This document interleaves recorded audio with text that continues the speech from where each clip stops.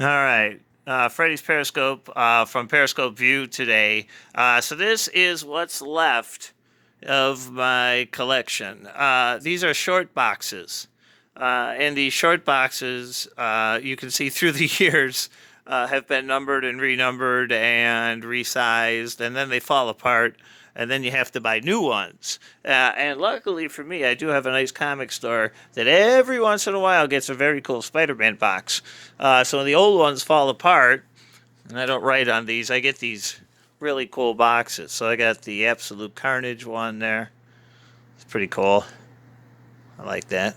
And then the Amazing Spider-Man one, and then this one. That's a new one too. But the collection is, like I said, it's down to just what's needy and important in my life, like pretty much everything else is. So these are my pride and joys. As you can see, I'll just kind of go through some of the stuff that still survives. My 1975. Excuse me, I'm in the basement and my back's hurting a little bit. My Novas, my Defenders collection, which, if you haven't seen the Marvel Defenders collection in a while, yeah, that is a. Ooh, watch me. Ooh, ooh, there. See, you got it out there. Now, first of all, when you're making a video, you never, ever have that bathroom. Stupid. Stupid. I hate that. Now I might not put this up. Haha. No, it's natural as it happens, but I caught myself. So here in this book, oh, this is a really cool one. This is the second printing though. I wish I would have got these in time. Some of these, I wasn't connected, and I would go into the comic shop once in a while. This is very cool though. This is a Ta-Nehisi Coates Black Panther. This is one of the variants. This is actually, see, I got confused back in the day because they would sell out of the different printings, but what really upset me or threw me off was I would find a cover that I liked, and they would only be in second printings. I think this one only came out in second printings, and I just love this cover. It just jumped out at me. And there's another one that doesn't have the red. This is, of course, in the plastic mylar or whatever. It's in really nice shape. Of course, it's a new one as far as I'm concerned. But this is really nice. So a lot of my collection nowadays, I don't buy books anymore, obviously.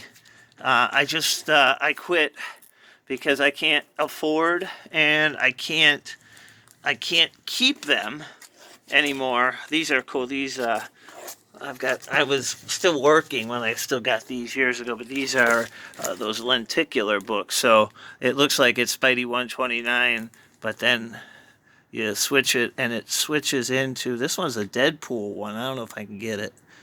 Lenticulars. Uh-huh. Can you see there's Deadpool there now? Yes, I think it says the Despicable Deadpool. Yeah. Oh, wow. I think that might have worked.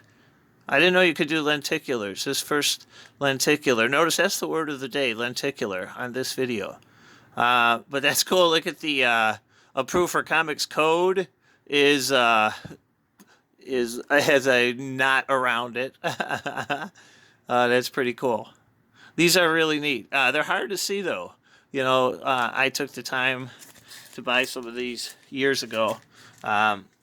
But I'm just going through just some of the stuff here. And these are, like I said, these are just the remnants of stuff. And as you go through, all of a sudden stuff will pop up like this.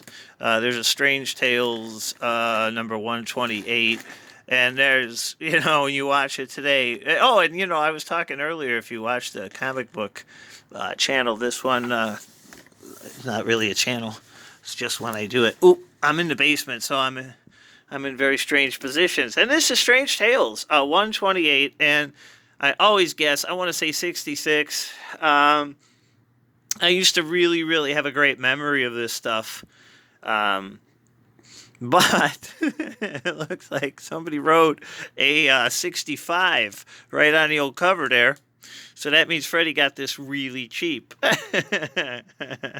Or this was possibly Freddy's book, and he bought it from someone like his friend Ron, who would write 65 cents on it when it was 12 cents. Yeah, Yeah, that's how Ron made all the money. So Strange Tales 128 right in there. But that may be, I don't really think that's a store. It might be. You never know. But anyway, so that's just kind of the weird stuff I had in there.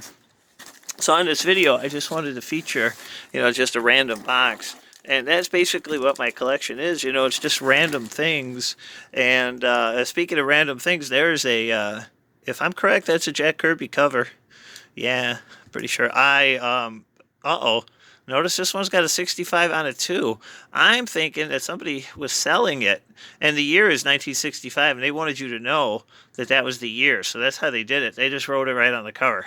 Yeah, that was from 65. Yeah, write that right there. See, the young people today don't understand. They didn't care.